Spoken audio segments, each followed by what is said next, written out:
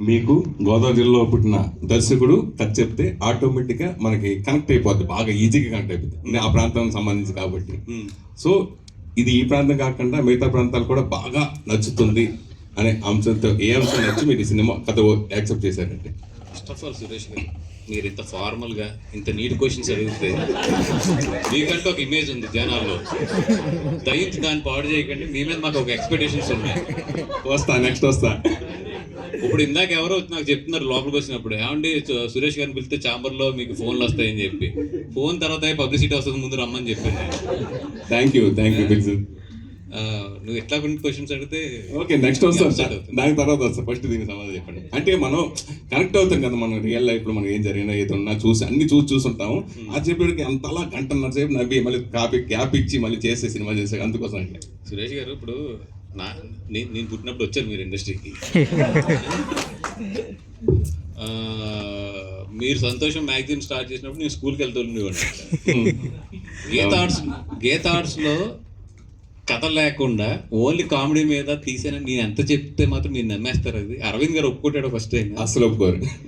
దీంట్లో అంటే మేము ఇంకా రివీల్ చేయలేదు, ఫర్దర్గా రివీల్ చేయబోయేదంటే వినోద్ కుమార్ గారు. ఓకే, అది సర్ప్రైజ్ ఫ్యాక్టర్. అది వినోద్ కుమార్ గారు ఒక ఫాదర్ క్యారెక్టర్ చేశారు ఈ సినిమాలోని. అంటే మనం చాలామంది ఇళ్లల్లో అంటే కథకి సంబంధించిన మెయిన్ పాయింట్ అది నేను రివీల్ చేయకూడదు, కానీ 100% ఆయనతో వెళ్ళి క్లైమాక్స్ లాస్ట్ 15 minutes ఏదైతే ఉందో, నేను ఎంత నవ్వినా కూడా last 15 minutes is my favourite part in the film. ఈ సినిమాలో ఆటగాడు ఎవరు? ఈ సినిమాలో ఆటగాడు ఒకడు ఉన్నాడు. నువ్వు అడగవలసింది ఈ సినిమా బయట ఆటగాడు ఎవడని అడగాలి. బయట ఆటగాడు రోజు టీవీలో అన్నింటిలో చూస్తున్నాం బాగా, రోజు అదే న్యూస్ మొత్తం అంతా. రియల్గా మా దాంట్లో ఆటగాడు అంటే తెలియదు, మరి నేను లేను ఎక్కువ లొకేషన్లో. అక్కడ జనరల్గా ఇండస్ట్రీ పుట్టినప్పుడు నేను 30 సంవత్సరాలు చూస్తున్నా అంటే సక్సెస్ శాతం 5%. నిజంగా అప్పుడు సీడీలు వచ్చేసి అని, లేదంటే పైరసీ జరిగిపోయిందని, ఇలా ఏదో ప్రాబ్లం వస్తూనే ఉంది. మన ప్రతి కొన్నాళ్ళు 5 years వస్తున్నాం, ప్రాబ్లమ్స్ వస్తున్నాయి. పైరసీ కానీ సీడీలు వచ్చేసి రకరకాలుగా ప్రాబ్లమ్స్ ఫేస్ చేస్తున్నది. సార్ ఇప్పుడు ఓటీటీ వచ్చింది, ఓటీటీ వాళ్ళు బెనిఫిట్ పొందుతున్నారు, ఇదివరకు శాటిలైట్ బెనిఫిట్ పొందారు, ఇప్పుడు ఓటీటీ బెనిఫిట్ పొందారు. అయితే సక్సెస్ చేత్రం మొత్తం ఓన్లీ 5%. ఓ బ్లాక్ బస్టర్ ఒకటే ఉంటుంది, లేదా 2 ఉంటుంది, కానీ అంత మించి రావు. అలాగే 10 సంవత్సరం ఒక సినిమా వస్తుంది. అలాగే ఈ సంవత్సరం కల్కి మొత్తం పాత థియేటర్లు కూడా మొత్తం ఓపెన్ చేసి ఆ సైడ్ దుమ్ము దులిపి కలెక్షన్స్ చేసింది. అలాగే కంటెంట్ ఉన్న cinema Maharaj cinema dubbing cinema collect చేసింది. అట్లాగే భారతీయ సినిమా యావరేజ్ అయినా ఫస్ట్ ఓపెనింగ్ వరకు తీసుకుని మళ్ళీ ఆగిపోయింది. సో ఇది కామన్గా జరుగుతూ ఉంటుంది. ఇందాక మీరు చెప్పారు కదా, ఇంకా అయిపోయింది, కొన్ని థియేటర్ మూసుకోవాల్సింది. ఎందుకు ఆ మాట అనాల్సి వచ్చింది? సక్సెస్ అయితే ఇప్పుడు ఒకేలా ఉంది కదా, ఎందుకు అది మళ్ళీ ఇప్పుడు వరుసగా ఈ చిన్న సినిమా కూడా బ్లాక్ బస్టర్ చాలా సినిమాలు ఉన్నాయి. ఇదే కల్కి ఒక 3 years బ్యాక్ వచ్చి ఉంటే కనుక ఇప్పుడు మనం ఏ నెంబర్స్ చూస్తున్నామో దీనికి డబల్ నెంబర్స్ చూసేవాళ్ళం. అంటే నెంబర్స్ అనేది మనకు తెలుసు ఇప్పుడు ఎట్లా ఉన్నాయి ఏంది అనేది.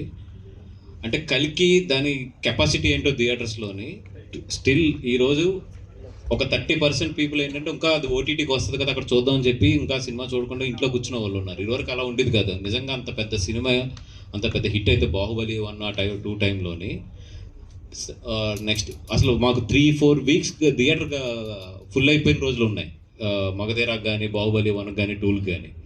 ఇప్పుడు మరి కల్కి అంత పెద్ద హిట్ అంత బాగుంది, కానీ స్టిల్ దానికి రావాల్సిన ఇన్కమ్ అయితే రాలేదనేది నా ఒపీనియన్. దానికి ఏంటంటే వాట్ ఎవర్ నేను చెప్పాను ఇందాక, థియేటర్స్కి జనాలు తగ్గుతున్నారు అనేది చెప్పాను. అట్లాగా అది రెండోది చూస్తే ఇప్పుడు కల్కి లాంటి సినిమా 2 years 3 years వస్తుంది. ఇప్పుడు మాకు నిజంగా చూస్తే డిసెంబర్ నుంచి మొన్న కల్కి వచ్చే వరకు కూడా ఫస్ట్ టైం ఎగ్జిబిటర్స్, పెద్ద ఎగ్జిబిటర్స్, నేను చెప్పేది ఎక్కడో చిన్న ఎగ్జిబిటర్స్ కాదు, కరెంటు బిల్లు కట్టలేని సిచ్యువేషన్లో వెళ్ళిపోయారు వాళ్ళు. అంటే చాలా థియేటర్లు కల్కి సినిమాకి రీఓపెన్ చేశారు. అవును, అందుకనే అడిగాను. రీఓపెన్కి అప్పు తీసుకొచ్చి కరెంటు బిల్లు కట్టి రీఓపెన్ చేశారు. ఇప్పుడు కొన్ని బి సెంటర్స్ ఉంటాయి, ఏ సెంటర్స్ వదిలేసేయండి, బి సెంటర్స్ ఉంటాయి. బి సెంటర్స్లో ఇప్పుడు మేము డిస్ట్రిబ్యూషన్లో కూడా ఉన్నాం కాబట్టి జనరల్గా మాకు ఏంటంటే వాళ్ళతో ఇప్పుడు కూడా రొటీన్ లెక్కలు ఉంటాయి, 1 lakh 2 lakhs అది. వాళ్ళ ఆఫీస్కి 4-5 సార్లు తిరిగేస్తుంటే మా అందరూ ఆశ్చర్యపడ్డా, ఎందుకు ఈయన థియేటర్ ఓనర్ గారు ఎన్నిసార్లు తిరిగేస్తున్నారు, ₹1,00,000 పెద్ద అమౌంట్ కాదు కదా, ఎప్పుడు ఇంత ప్రెజర్ పెట్టరు కదా, ఏంటి అంటే they have to pay the power bills to open for the theatre for కల్కి సినిమాకి. అలాంటి సిచ్యువేషన్కి వెళ్ళిపోయారు ఎగ్జిబిటర్స్ చాలామంది. ఇప్పుడు చూసుకుంటే ఇప్పుడు కల్కి అయిపోయింది, ఇక్కడ నుంచి మళ్ళీ పెద్ద సినిమా ఎప్పుడుంది? Devara September 27th. దాని తర్వాత మళ్ళీ పెద్ద సినిమా అంటే డిసెంబర్ 6 పుష్ప.